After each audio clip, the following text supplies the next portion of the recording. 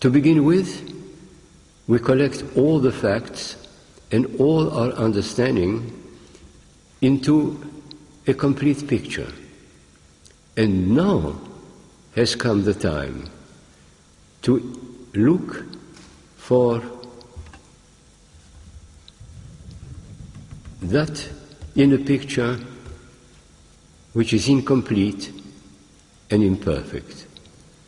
To look for the imperfection of our picture, to explode, if necessary, the harmonious image which we have developed, because only then can it open up to a wider and deeper knowledge. That is what the scientist does. When he has got a clear image of a scientific point, he asks himself, and what is wrong in my reasoning? Have I been totally honest in building this image? And if he can say yes, then let me look for those facts that were exploded because my image is too small for reality. This, I believe, is something of immense importance because it applies to our relationship with people, to the image we have of them. It applies also to our understanding of God. At every point, our knowledge of God may be true, but it may be the truth of this moment, which corresponds to our spiritual width and depth and growth. And we must rejoice in what we know and know that gradually new elements will come into our understanding, and the image of God will become infinitely more wonderful and infinitely more puzzling. And we must not be afraid to say, Lord, I thought I understood, and I don't understand any more. What can I do? And the answer is, live. Live through prayer. Live through communion with other people. Live in deep communion with your own self. In integrity, in honesty. Don't try to protect the image that was so consoling and beautiful, because if you have doubted it one moment, it means that you have outgrown your image, not God's reality, indeed not, but the image which you have formed of it.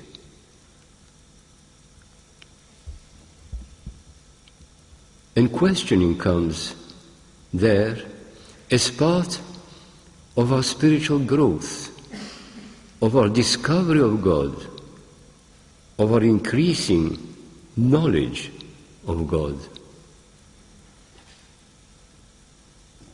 At times, when I speak in such terms, someone says, "How sad.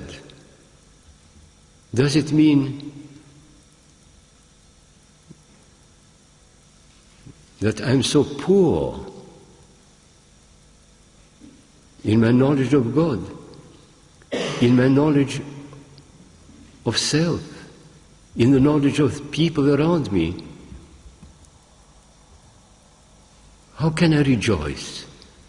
And the answer, I believe, is this: at every step you are fulfilled, you are complete, and you can rejoice and say, if immature, small, as I still am, I can know God as I do.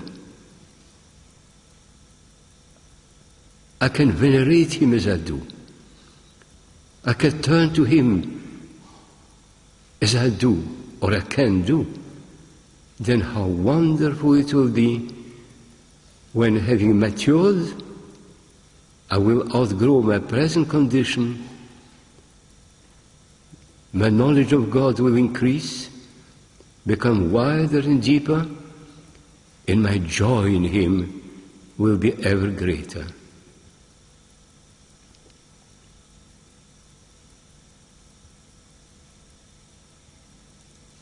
So that questioning is not a lack of faith. One can question only if one has truly faith and confidence and say, all I know, all the image I have formed, all I have heard and read, all I have been imparted is nothing compared with the width, the depth, the height, the greatness of the living God. And how wonderful it is that I realize that my image is true, but it is the image which a child forms and which will gradually become richer, ever richer, with years and with time.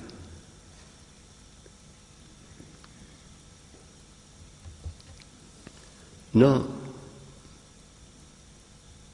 I would like to say one or two more things.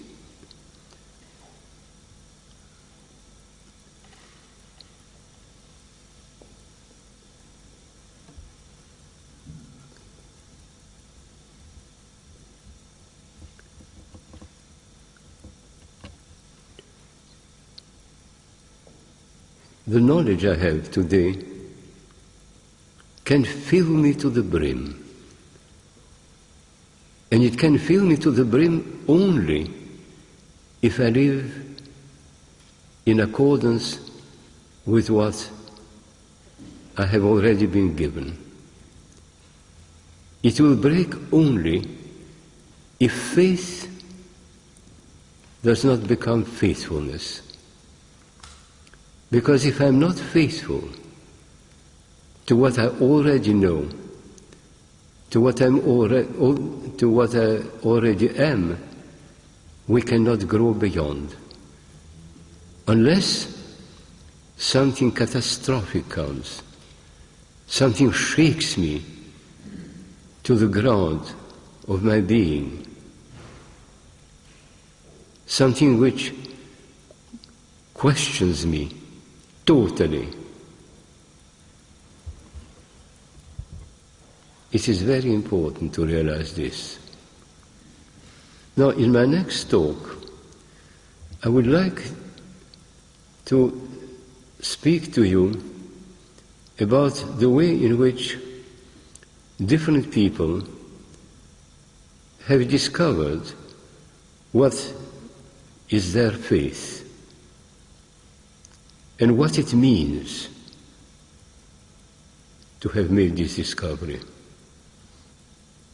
I was thinking of the way in which the disciples of Christ met Him when He was a child. What did they see in Him?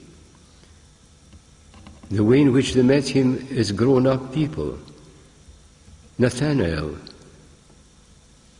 who in response to a very simple question or remark, I have seen you under the tree, says, you are my God. How? Why? The way in which Peter says, thou art the Son of God, at a moment when nothing was said about it. And the way in which people discovered Christ at a depth that does not find expression in words. I will come to that next time. And I suggest that we keep quiet for a few moments. I would like also to apologize for speaking so slowly, but apart from being tired, it's a subject that is not easy to speak about.